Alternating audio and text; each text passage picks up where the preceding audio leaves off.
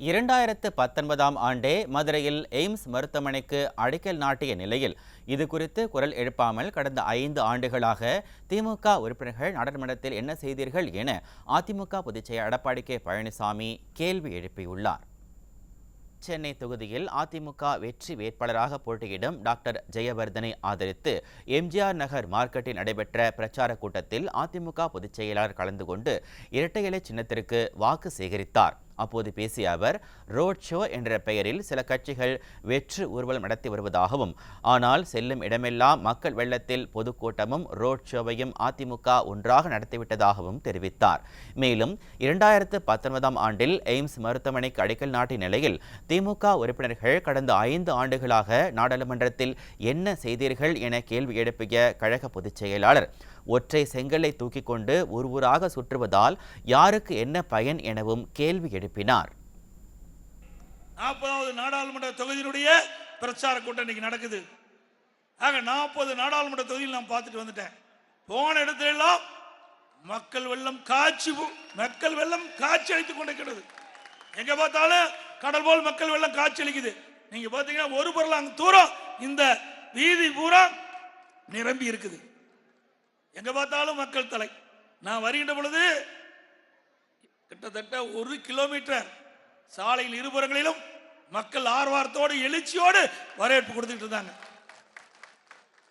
சில பேர் road show நடத்தினாங்க. நம்ம ரோட் ஷோ நடத்திட்டோம், பொதுக்கூட்டம் இங்க நடத்திட்டோம், ரெண்டு ஒரே சேர நடத்தியாச்சு. இன்றைக்கு திரு ஸ்டாலின் மகன் உதயநிதி ஸ்டாலின் ஒவ்வொரு செங்கல் தூக்கிறார். போன இடத்துல ஒரு செங்கல் தூக்கிறார்.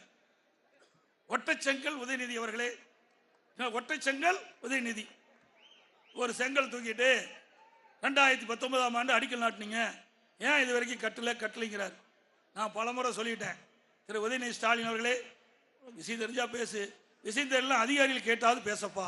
2019 அந்த எய்ம்ஸ் மருத்துவமனையும் அடிக்கல் நாட்டுது அதிமுக ஆட்சி இருக்கும்போது பிரதமர் வந்து அடிக்கல் நாட்டினார். 2019 நாடாளுமன்ற தேர்தல் வந்தது. அந்த நாடாளுமன்ற தேர்தலில் திமுக கூட்டணி சேர்ந்தவர் 38 பேர் வெற்றி பெற்றீங்க. 2019 2024 வரைக்கும் என்ன செஞ்சீங்க? அங்க என்ன நாடாளுமன்றத்தில் நல்ல குழுக்குள் இருக்குது, கும்பகரன் போல தூங்குனீங்களா? எழுது பெஞ்சை தேய்ச்சிக்கிட்டு இருந்தீங்களா? என்ன செஞ்சீங்க? இது மத்திய அரசுடைய திட்டம், அடிக்கல் நாட்டப்பட்டதில்ல 19. ஆக அந்த 5 ஆண்டு காலம் நாடாளுமன்றத்தில் அழுத்தம் கொடுத்துருக்கணும்ல, அங்க பேசியிருக்கணும்ல, நாடாளுமன்றத்தை ஒத்தி வைக்கின்ற அளவுக்கு உங்களுடைய அழுத்தம் இருந்தால் எய்ம்ஸ் மருத்துவமனைக்கு தேவையான நிதி கிடைச்சிருக்கும், அந்த திட்டம் நிறைவேற்றிருக்கும், பயன்பாட்டுக்கு வந்திருக்கும். அதெல்லாம் விட்டுட்டு ஒற்றை செங்கலை தூக்கிட்டு ஊரா போய் விளம்பரம் பண்ணிட்டு இருக்கிறீங்க. இந்த ஒற்றை செங்கலை நாடாளுமன்றத்திலே காட்டியிருக்க வேண்டும். அப்படி காட்டியிருந்தா அதுக்கு விடிவு காலம் பிறந்திருக்கும். அதையெல்லாம் இல்லை. இந்த ஒற்றை செங்கலை வைத்து 3 வருஷம் ஓட்டிய விளையாட்டுத்துறை அமைச்சருக்கு பட்டம் கொடுக்கலாம், டாக்டர் பட்டம்.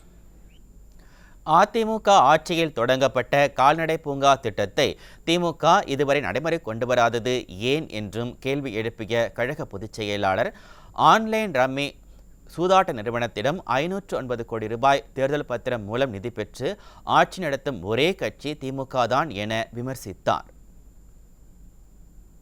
இது மிகப்பெரிய திட்டங்க. கால்நடை பூங்கா என்பது விவசாயிகளுக்கு வரப்பிரசாதன திட்டம். அந்த திட்டத்தை தூக்குனா அதிமுக பேர் வந்துடும் அப்படின்னு ஆசியாவிலே மிகப்பெரிய திட்டத்தை 3 வருஷமா அந்த கட்டடத்தை திறக்காத இருக்கிறாங்க. இதுக்கு என்ன பதில் சொல்ல போறீங்க?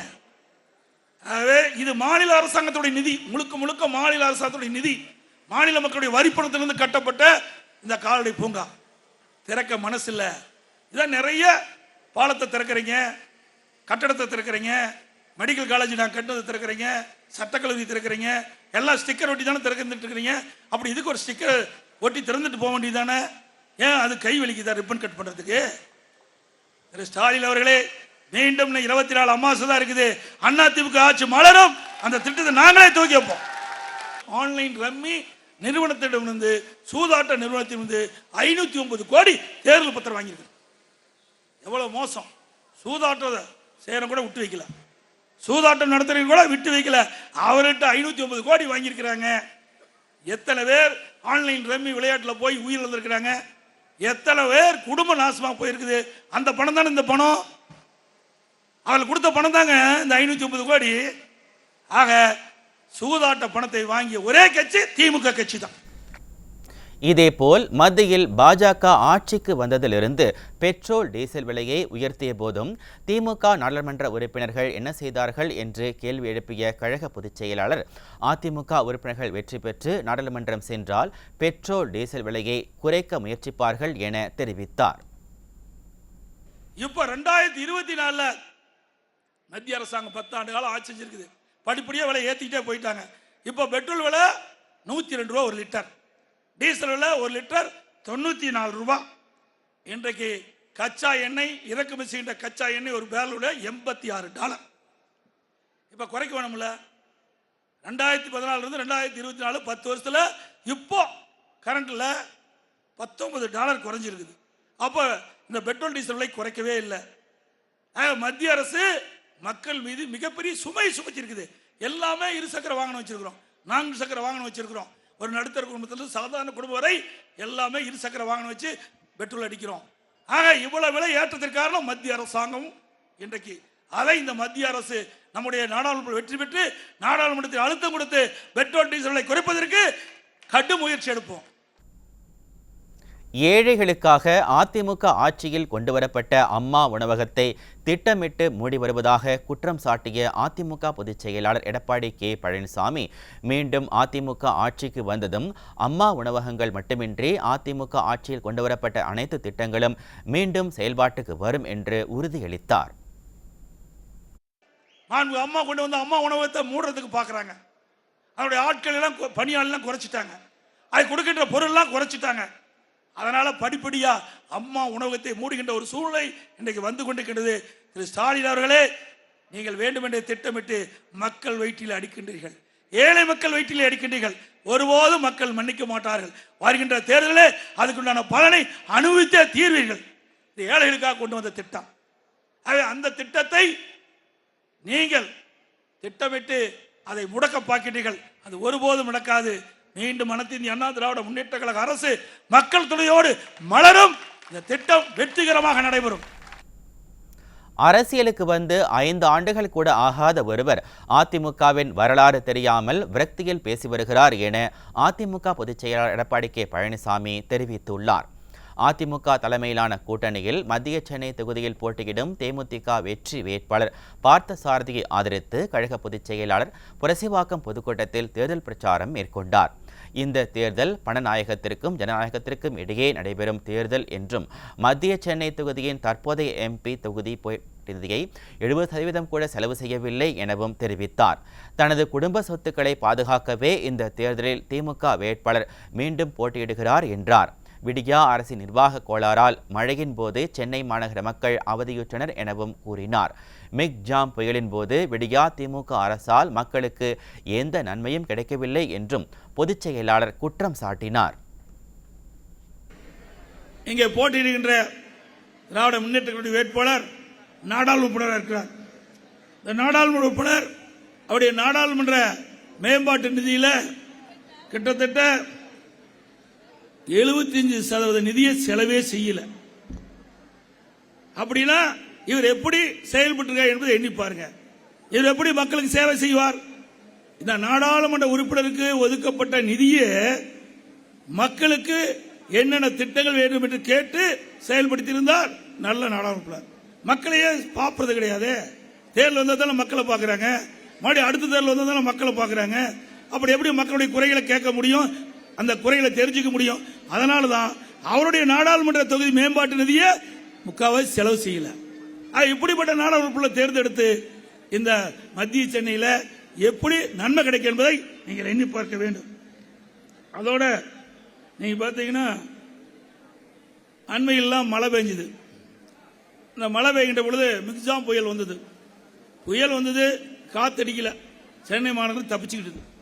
இல்லைன்னா இந்த ஆட்சியில் வர்தா புயல் மாதிரி வந்துருதுன்னு வச்சுக்கங்க, சென்னைமே காணாம போயிருக்கும்.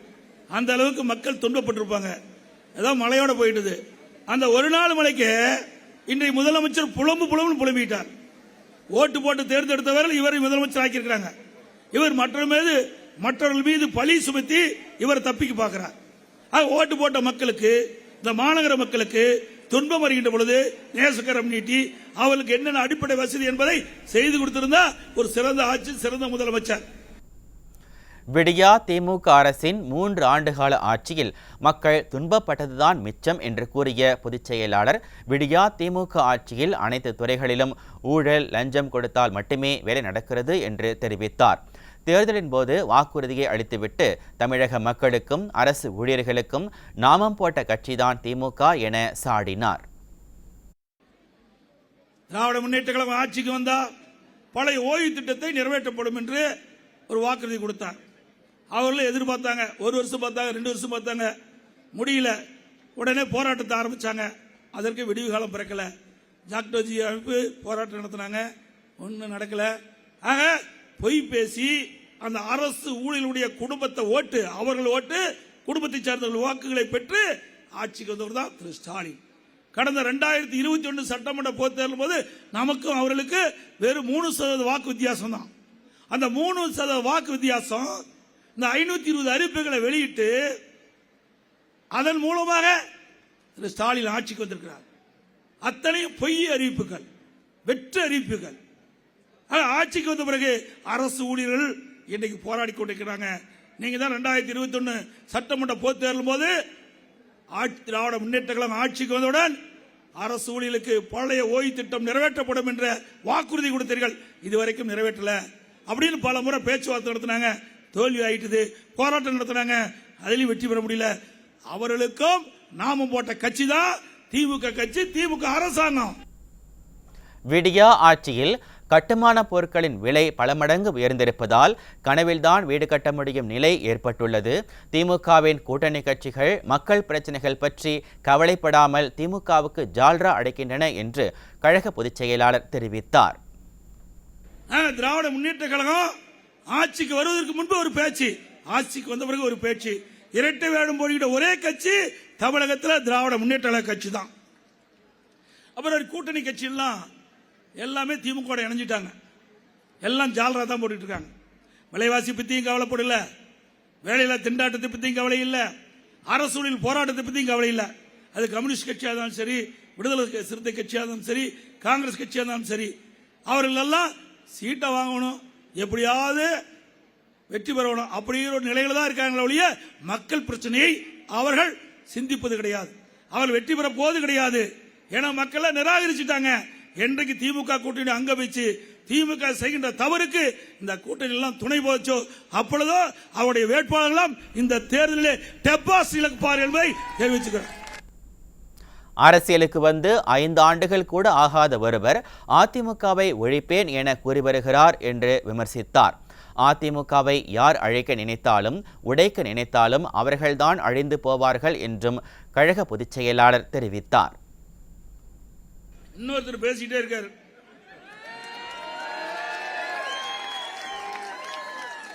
அவர் கட்சிக்கு வந்த இன்னும் 5 வருஷம் ஆகல,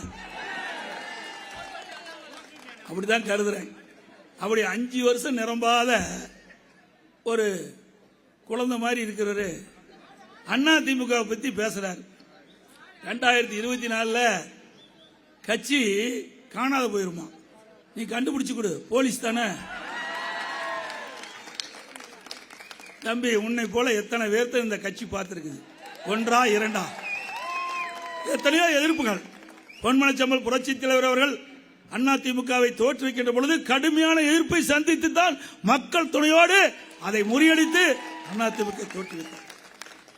அவருடைய மறைவுக்கு பிறகு இதே புரட்சி தலைவி அம்மா பல்வேறு எதிர்ப்புக்கு இடையில இந்த கட்சியை காப்பாற்றினாங்க.